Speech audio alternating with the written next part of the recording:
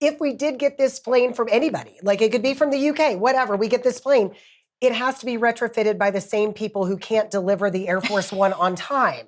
So I'm not sure that this is a win in any way you slice it. So we shouldn't ever give up on civic engagement, but perhaps an additional step to testifying, to petitions, to sending emails, is to get back to electing representatives who don't have disdain for the citizens themselves. Because okay, Mac's leaving me a project to work on. And I'm going to go to work on this project, and we're going to do another record. So I called up his buddy Oliver, and I said, come back. He was in LA. I said, come back to Nashville. We got to go to work on another record.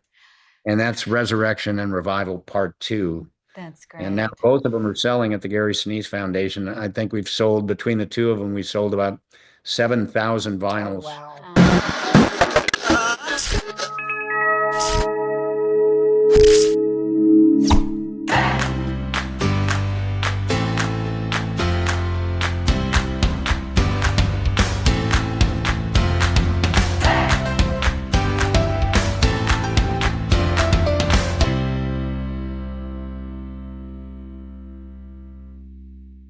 Hi, everybody. I'm Mandy, and this is my friend Deb. This is my friend Mandy, and together we are Mandy and Deb. Now, if you've been following along the evolution of the set, you may notice we now have a gorgeous blue frame, but we didn't quite get it hanging on the wall just yet. Baby steps. Yes, baby steps, we're working on it. Next time, tune in and it will actually be hung. But I do have to say, we talk a lot about thrifting, about crafts and all this.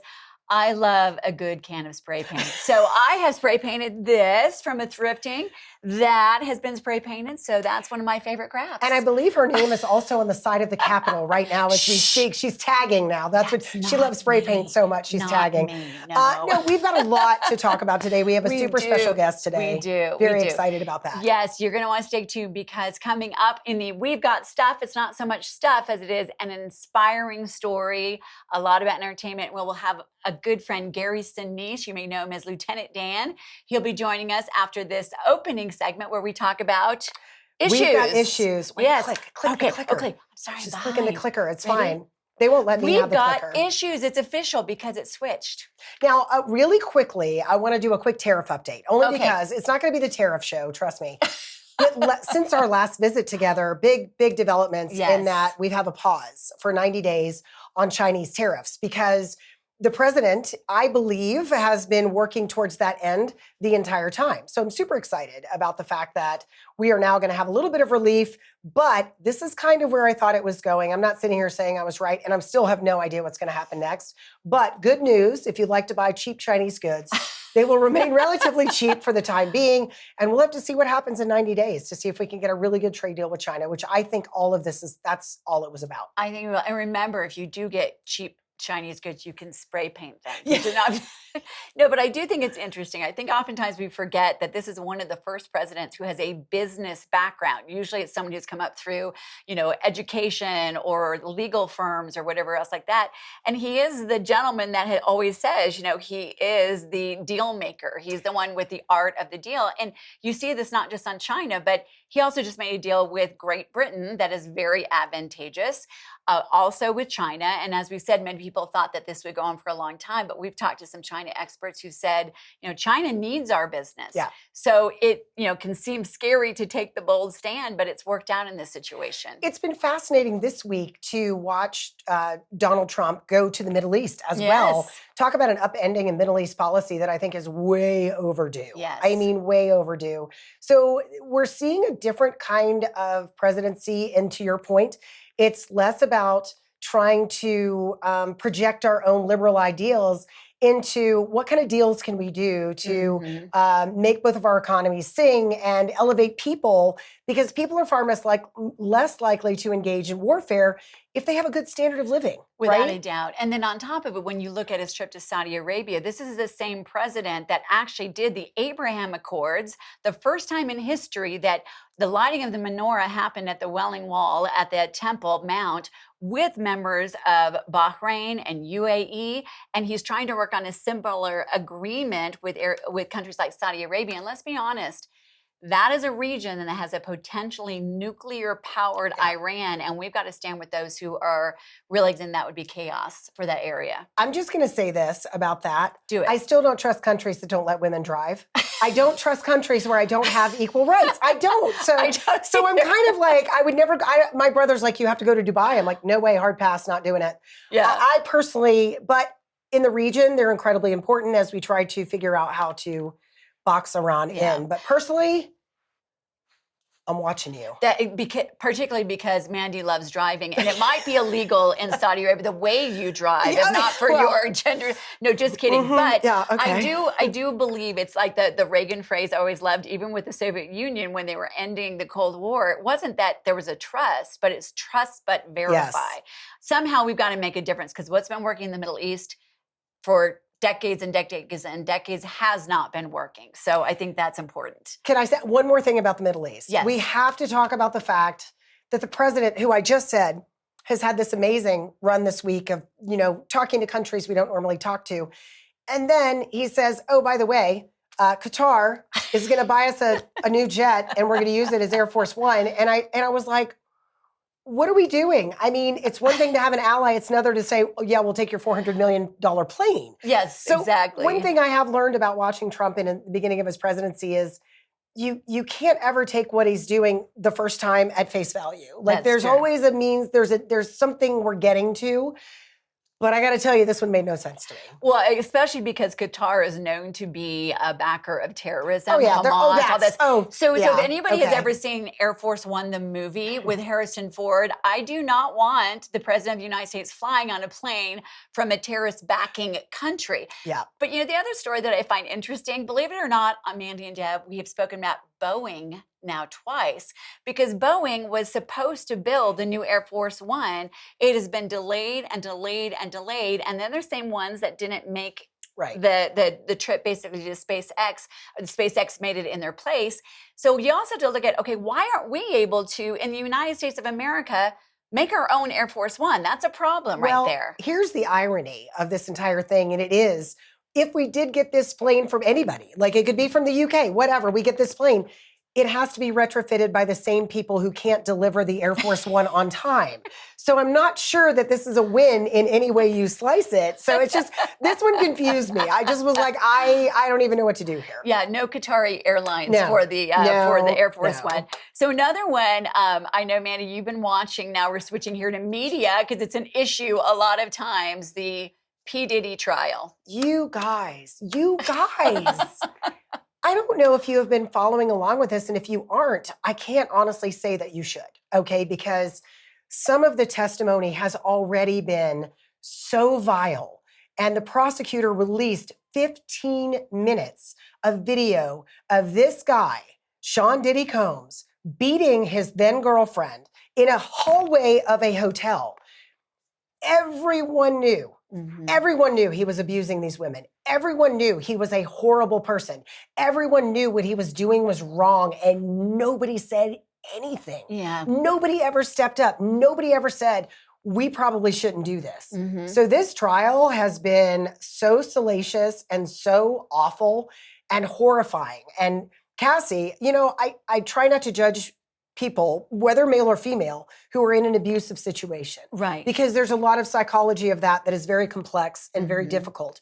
That being said, hearing her on the stand, talking about how she was afraid if she left, her entire life, not just her career, but her life would be ended by this man. Well, he threatened that. Oh, yeah. I mean, threatened whether it was her career or whatever else. Here's the thing that I think is at the heart of this, because usually we bring these up to talk about larger cultural issues. Mm-hmm. This isn't the first time. I mean, honestly, you have the Jeffrey Epstein, whoever, and all of those folks that knew because they were on the plane, they went to the island, they were involved in this. We focus on things like sex trafficking and all of that when we look at The Border or movies like Sound of Freedom, but it's happening right here in the United States of America.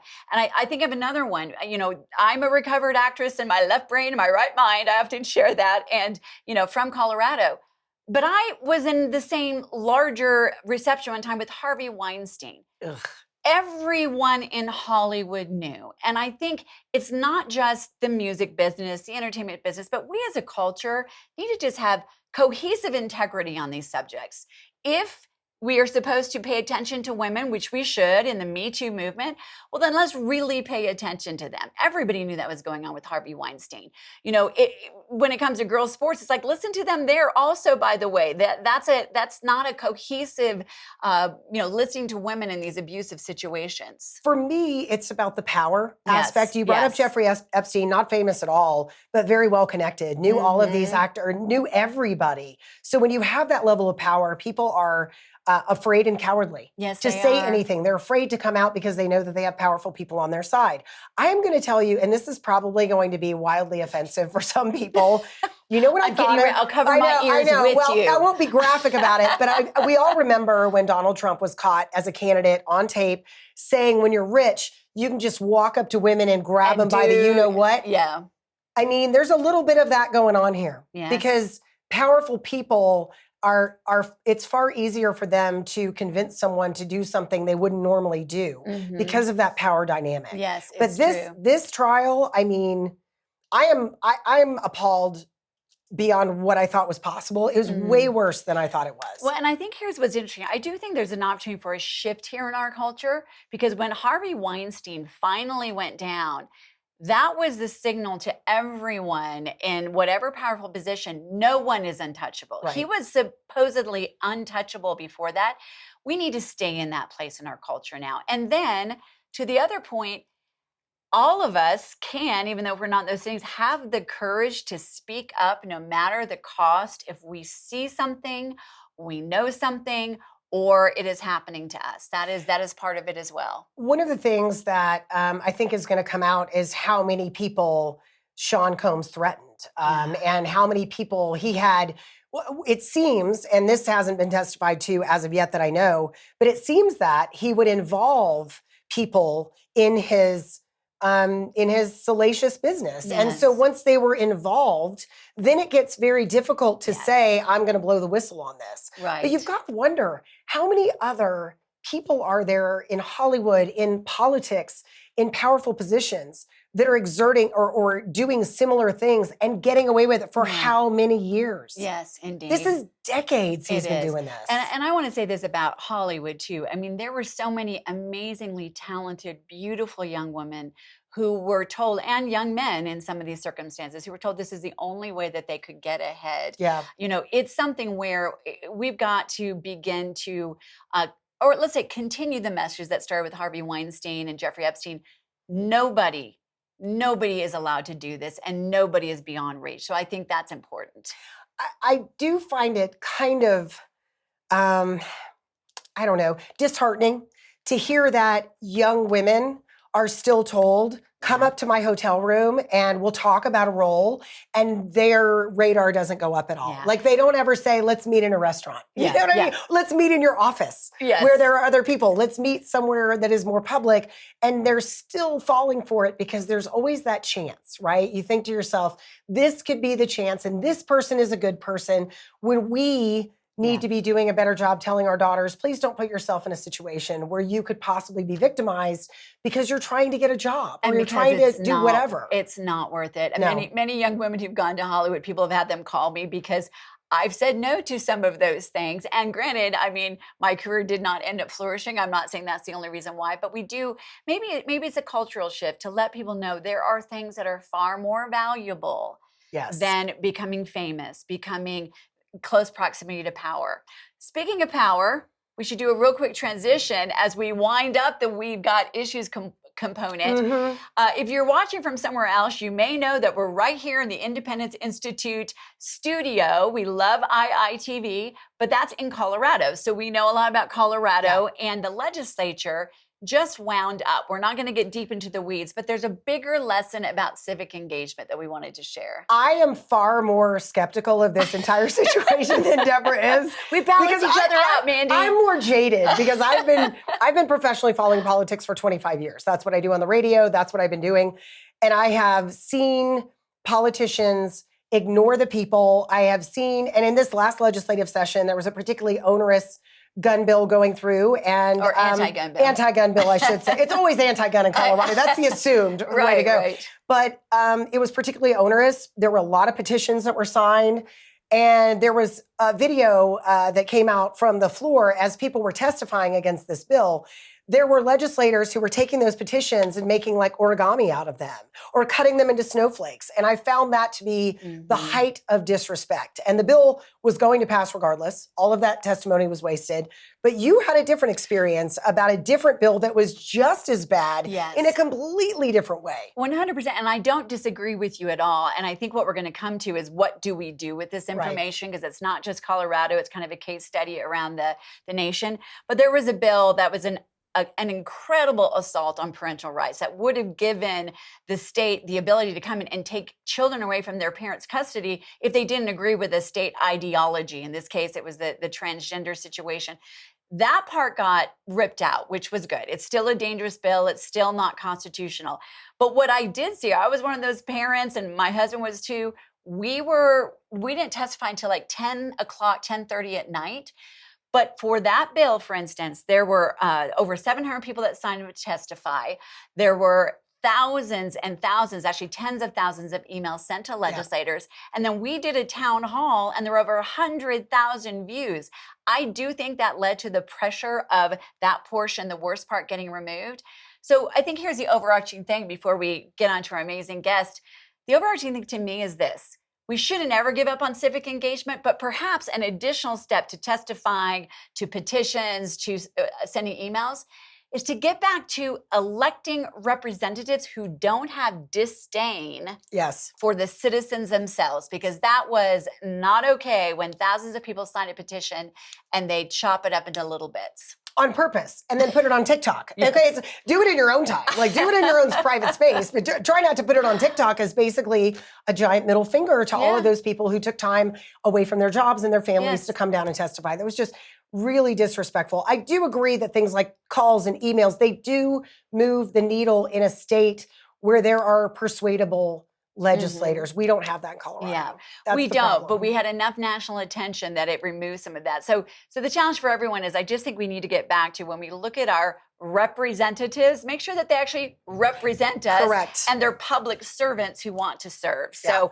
speaking of public servants, I think that is an amazing transition to our next guest. Segue. It is a good segue because now I've got to do the little clicker because we've got stuff. But in this case, we have someone joining us who is an amazing human being. He's a good friend. He serves so many. He serves veterans. He serves their families. He serves the military. And he has served his family in an amazing way. I know him as Gary Sinise, but many of you may know him as Lieutenant Dan. Gary, thanks so much for joining us. I appreciate it. Hey, great to see you. Thanks for having me. You got it. Absolutely. Hey there. So Gary, we could talk about so many different things, but what we really want to talk about today is a lot of people may not know, or maybe they do know. Obviously, you've done Lieutenant Dan and Lieutenant Dan Band, and my husband Jonathan, I had the opportunity to do a documentary about your work with the band. But one of the young men that we met when doing that was your son, Mac, and he played the drums. And we want to talk a little bit about Mac and an amazing legacy that you've helped to make sure continues on. So tell us a little bit about Mac and what's happened in the last couple of years. Well, thank you. So Mac, he was an incredible guy. He was diagnosed, unfortunately, with a very, very rare cancer in 2018. The summer of 2018 was wacky. My dad had a stroke the year before. He spent, he was in a lot of in and out of skilled nursing, all of that. Then my wife was diagnosed with stage 3 breast cancer. And about 6 weeks after that, we found out that Mac, who had been having a lot of pain in his tailbone for a couple of years, we thought it was a bruise or something, a fracture. We found out it was actually a tumor that was wrapped around his sacrum, and it's a tumor called chordoma, which is a very, very slow-growing tumor. It could have been growing there since birth, and it grows that slowly. And he got to the point where he was even carrying this cushion around with him to sit on. And he was an excellent drummer, and drumming started to become sort of painful for him. He was uncomfortable. We were trying all kinds of things to figure it out. An x-ray that he had at one point with his primary care doctor did not show up anything, but he was having trouble sleeping now. So Moira, my wife, had several spine surgeries. So we sent Mac to her spine surgeon, who put him in the CT scanner and found the tumor. And that was a tough summer. And he had the tumor removed in September of 2018. Oftentimes with this particular cancer, it grows in the spine. About 300 patients are diagnosed with this a year in the States. It's not a lot. And about 70% of the time they can take the tumor out and it's gone. They get rid of it. It's cured, but about 30% of the time it comes back and spreads. And that's what happened to Max. So we went into this really serious cancer fight for many years. And over time, he just became more and more disabled. He couldn't play anymore. He was working for the foundation. He had to step back from that. 2020, he was in the hospital he went in the hospital in January of 2020 to have a cervical fusion, actually, because they had to take tumor off his cervical spine. And he was fused, and he was in there for 2 months. And the day he left, they shut down the hospitals for COVID. So if he had still been in the hospital, I wouldn't have been able to stay with him there. I was staying with him, and I would have had it, but we took him home like the day they shut everything down. And then a couple months later, he had to go back for a thoracic spine surgery again. And both these spine surgeries really disabled him. We had to get a hospital bed at home. It just got harder and harder and really more difficult. So he wasn't thinking about music at all. He was a musician, this great musician, great composer. He wasn't really thinking about that until 2023. He had been spending a lot of time in the hospital bed. He had gone through multiple challenging things. There was a tumor on his optical nerve. He lost the sight in one eye. He was paralyzed from the chest down. A lot of bad things were happening. And so he wasn't thinking about music. But in early 23, he started thinking about music again. And he said to me that he had a piece of music he wrote in college that he never finished. And he'd been thinking about it a lot, thinking he wanted to try to finish it. So he asked if I thought some of my band members would kind of help him, work on it. And so two of my band members went to work on it with him, started fleshing it out. And then out of the blue that spring, about April 23, this buddy of his from college, Mac went to USC Music School. And fellow composer called him out of the blue, see how he was doing, said, "Hey, let's meet for coffee." And Max said, "Well, I guess maybe I didn't tell you. I'm kind of stuck in the hospital bed. So can you come over and see me here?" And so his buddy came over. His name's Oliver Schnee, and Oliver started talking to him over the next couple of months about music again. And Mac told him about this piece he'd been working on. Oliver said, "Let's work on it together." They finished it. They went into the studio in July of 23. And it's a magnificent piece. I don't know if you've seen it on his YouTube channel, but it's called Arctic Circles. And it's a beautiful orchestral composition, featuring this piano theme. And I had not heard any of it. And then I wheeled him into the studio. We set aside this date. I had not heard any of this piece. Mac is in a wheelchair. I wheel him in, and the orchestra starts to play this piece. And you can imagine, what that did. I was a basket case. It's so beautiful. And Mac just kept it all a secret. He's like this sort of humble, quiet, musical, kind of genius guy who just didn't talk about a lot of the stuff he was doing. And then he went to work on a whole album, and by the end of the year, he had the album complete. It's called Resurrection and Revival, and he finished it right before he died. He died January 5th, 2024.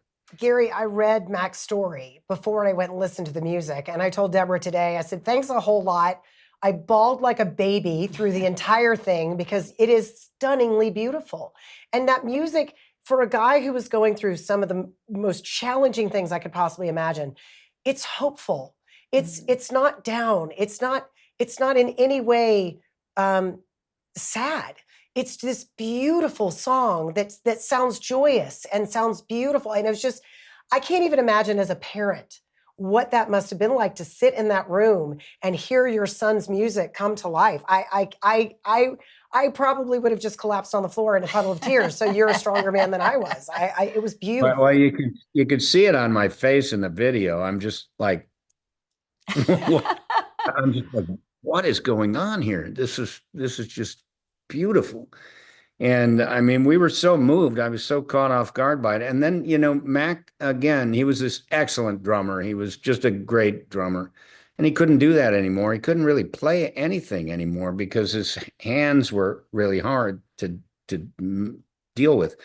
But his mom suggested that he get a harmonica because he could kind of hold it up to his mouth and it would be good for his lungs. He had tumors in his lungs and he was constantly on oxygen. He's working his lungs and everything. So he got this harmonica. He started teaching himself how to play harmonica. And I told Deborah in an earlier interview, and I probably wrote it in this story that you read about a buddy who I met years ago, and is a Medal of Honor recipient, Sammy Davis. And Sammy tells a story about being in the jungles of Vietnam and his mom sending him this harmonica, and he didn't know how to play it. And the sergeant came over and he's looking down in the hole, and Sammy's sitting there kind of trying to figure it out. And the sergeant says, "Do you know how to play Shenandoah?" And he said, "No, no, I can barely play anything." And so he said, "Well, learn Shenandoah." And so Sammy did. And he tells a story about, playing that harmonica in the jungles during the war and what that did for him. And I gave Mac a video of Sammy playing the song. And I said, "Mac, you should learn this song." And so he did. He taught himself how to play it. He was in touch with Sammy and stuff. And Sammy would listen to him and then he'd play and they'd talk about it. And then I said to Mac, "We're going into the studio. You're going to have you're going to have an orchestra there, a whole string section. Call Oliver up and tell him to do an arrangement to back you up playing the harmonica on Shenandoah." And Oliver did a beautiful arrangement. And so after they finished Arctic Circles that day, Mac sat down in front of the orchestra and blew us all away by, having this orchestra back him up. That video is also on the YouTube channel, and it's really magnificent. It's something that I will never ever forget that day. And then we went in the studio. We moved to Nashville, and then we went in the studio 2 more times to finish up the record. Mac wanted to do an entire album of 10 songs, and he finished, designed the album and everything. He just didn't get to hold it in his hands, but he heard all the music. It was all done. He saw the videos, and I think he was happy at the end. When we were in the hospital at the end of all that, and when he went in for the last time, he was showing the videos to the nurses and doctors, and they were, they were crying through it, and it was something. So I know he was proud of himself and at peace at the end. Yeah, Gary, it's such a giving thing that this is how Max spent his final days. It's a giving thing that you served his legacy so well. And you and I've talked about stories of people who listened to the music and hard times that they were going through. And to Mandy's point, is very uplifting. I think one of the keys to that is we've talked, you and I, about the timing that I don't think was by chance, him coming back to live with you all, finding his faith again right before this diagnosis. And I love the fact that the title of the album is Resurrection and Revival. And in the story on the Gary Sinise Foundation, I encourage everyone to go read this. You have his favorite quote, Mac's favorite quote from St. Augustine, which was, "You have made us for yourself, O Lord, and our hearts are restless until they rest in you." Can you share just a little bit about Mac's faith? Because I know that was also support for you and Moira in the final days. Yeah, that quote says so much about Mac, because he went through this very restless time, just searching. And there was a time before.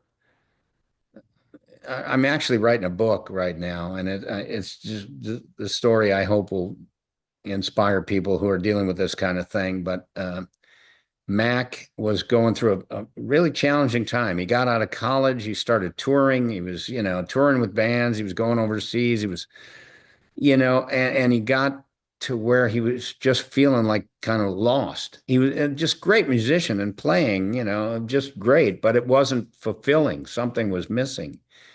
And at one point he called Moira and I, and he said, "Can I come home?" And well, of course we said, of course. And, we just started talking to him. We started to find out what was going on, and he started to see a Catholic therapist that Moira had been talking to, and who was really helpful for our family. And through those sessions and everything, Mac just started to find out who he was and who he wanted to be. And that quote, "Our hearts are restless until they rest in you," that's just so good.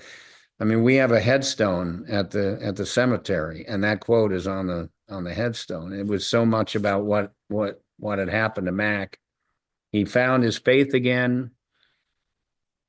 He was, he went like so many teenagers, when you're going to like confirmation classes and stuff when you're a kid, and you're kind of like, unless you have a great instructor, somebody who's inspiring and everything, it can be kind of boring for kids and all that kind of stuff. So at one point he said to us, "Can I just step back from this and not do it?" He went to Notre Dame High School. He went to Catholic elementary school, but then, then he went to music school, and he went into the touring thing, and he went into the band stuff and all that, getting on the road and stuff. And he really, really had no faith, he'd lost that.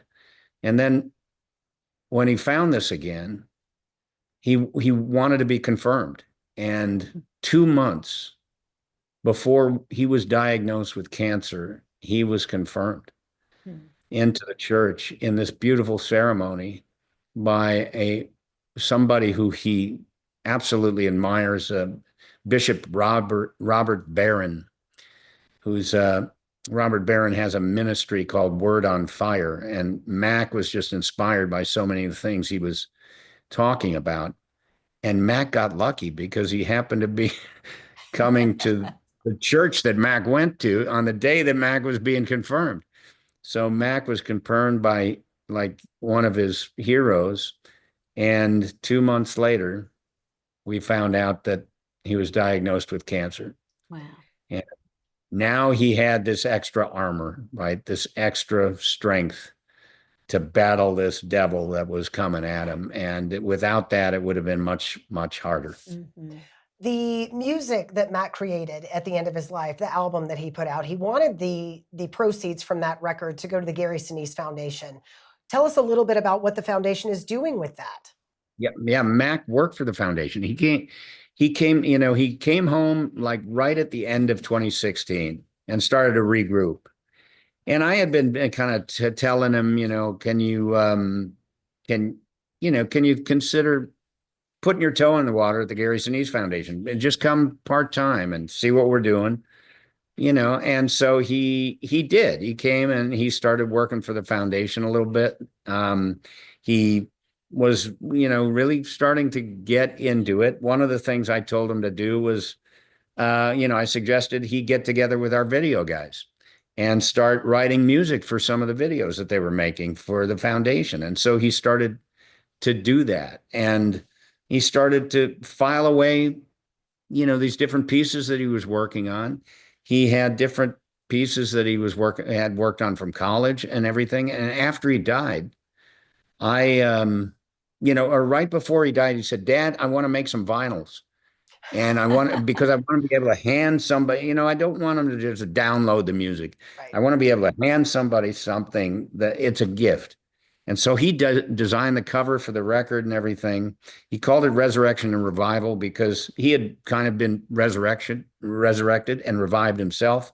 Part of what he did at the Gary Sinise Foundation was kind of take a lot of Deborah knows, she's been to the foundation. I've got a collection of a million different things that have been given to me over the years. And some of them are old, old things. And so he would refurbish things, and he refurbished these old pictures of my grandfather from World War One.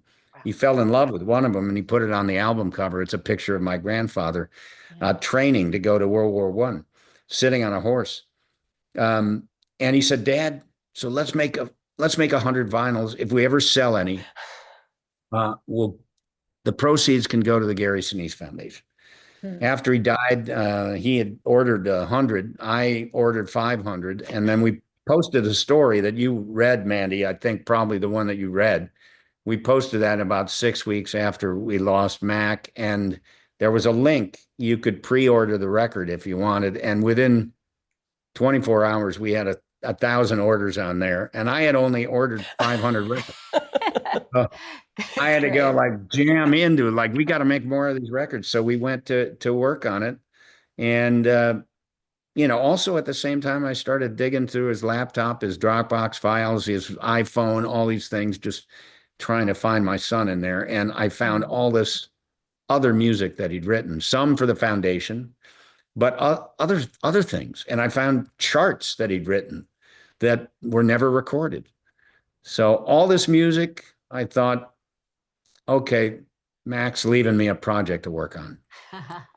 And I'm going to go to work on this project, and we're going to do another record. So I called up his buddy Oliver and I said, come back. He was in LA. I said, come back to Nashville. We got to go to work on another record.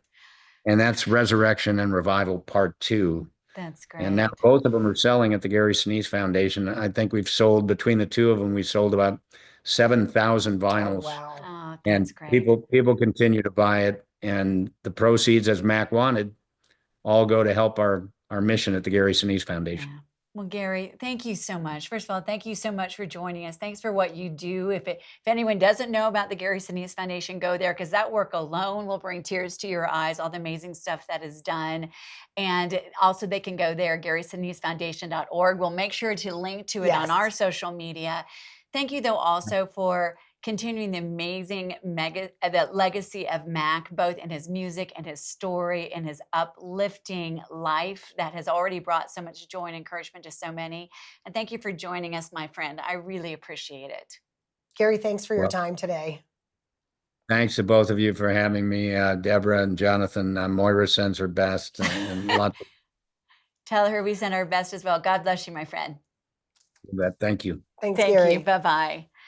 Okay, I think we just need to sit here for a little while. Take a breath. Although we're not used to being silent. No, isn't that every parent's worst fear? Yeah, it is. Is outliving your children. I mean, that is the most devastating thing. And I the whole time, and I know that we ran a little long there, but the whole time I'm thinking, what a gift. Yeah.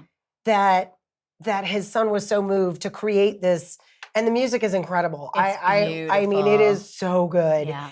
What a gift that Gary now has his son's voice in that way. And I know it sounds terrible to say what a gift your child is gone, but most parents don't get that kind of legacy. And so it's a beautiful thing. And I admire Gary Sinise for talking about it and sharing his son's story with us, because it's really lovely music. Yeah, and do share it as well. Share it from our show, share it far and wide, because as Gary and I were talking about, he's heard from so many people going through hard times, and there's something about Mac's music. Obviously, there's a spiritual element to it. It's uplifting. It's very uplifting for a guy, and you see him in the videos, and he's not that far from passing. He's in a wheelchair. He's very incapacitated, and yet the music is just beautiful and glorious. I was expecting like a German composer with lots of big drums and drama, and it's lovely. So please check it out. Yeah, absolutely. Well, we've already shared some good news with you, particularly the part about Mac's faith and what carried him through,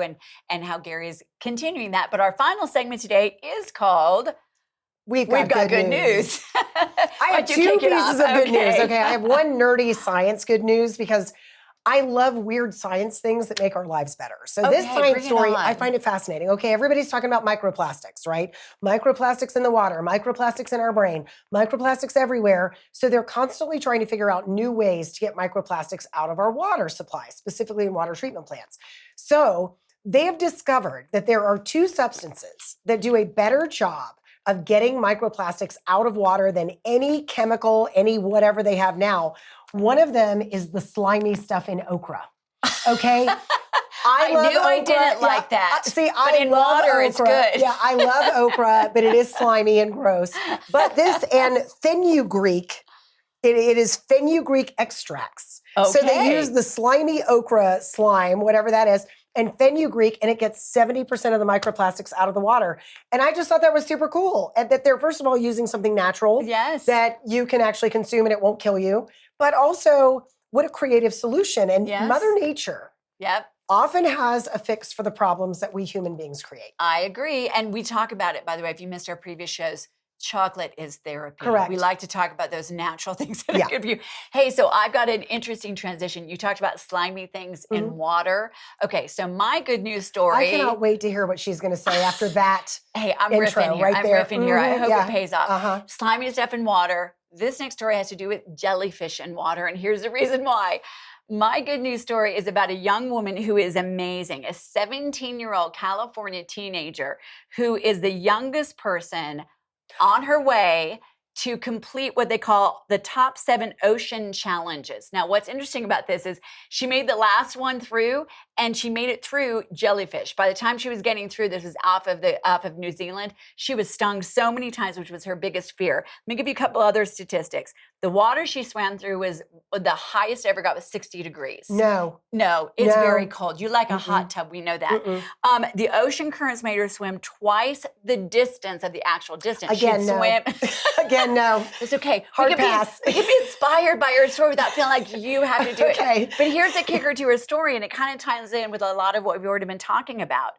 Not only has she done this at 17 years old, she's a pancreatic cancer survivor. And in her swimming, she has raised over $150,000 for pediatric cancer research. So I don't want any of us to feel like slackers, but this young woman at 17 is amazing. Pancreatic cancer is one of the really deadly forms of cancer. So the fact that she's recovered from that is pretty amazing. Yeah, and here's one of the things I think is interesting about it. We have a culture now that unfortunately tries to tell young people, you're not resilient.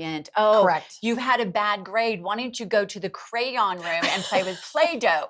I'm sorry, this woman young woman, 17 years old, got over a pancreatic tumor, and then now is about to swim all 7 of the top oceans. I'm inspired by her. As one does. I do like playing with Play-Doh. I won't swim with a jellyfish, but she's an inspiration. Okay, so let's do our kindness challenge of the week.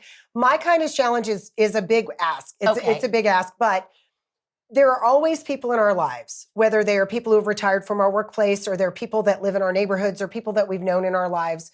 And as their lives transition, maybe they lose a spouse, maybe they're alone. My challenge for you is if you have one of those people, connect with them in the next few weeks. Just give them a call, maybe go meet them for coffee, go over to their house, listen to them complain about their medical conditions, whatever it is. Just reach out to someone, and it doesn't even have to be an older person. It could be a person that you know, maybe they've gone through a life change like a divorce and they're maybe struggling. Reach out. Don't wait, because you never know. Tomorrow is not promised to us.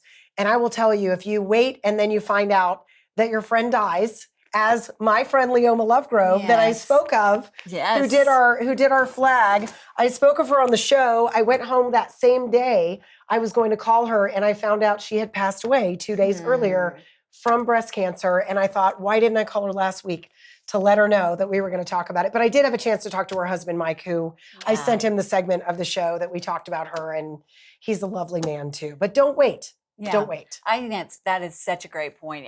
That kind of regret would just be too heavy. Yeah. Here's mine, and it ties in with Gary.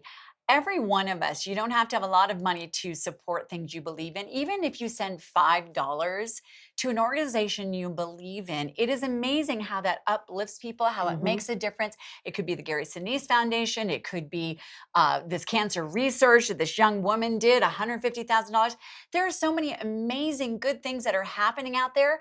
And we may not be the person on the front lines, but every single one of us can participate in it. You know, we started our kids young supporting a child through Compassion International. I mean, they were really young and they'd write the letter and take, 2 or 3 quarters, and we'd add it in and send it. So that's my challenge. Find something you believe in and support those who are making that kind of a difference in the world. Or start your own organization and make a difference. And while you're at it, don't forget to hit the subscribe button below and check out all of the amazing shows on the IITV YouTube channel. Yes. Because frankly, we know all of those people and they're all amazing and they're doing good stuff. So make sure you hit that subscribe button so you don't miss the show. And we will be back. Yeah. And by the way, also follow us on our social media. It's on Facebook at Mandy and Deb. You can't see behind the flowers, little ampersand. We want to be fancy at Mandy ampersand Deb. That's kind of hard to say, but we love to hear from you there. Thanks so much for joining us and have a wonderful day. Bye.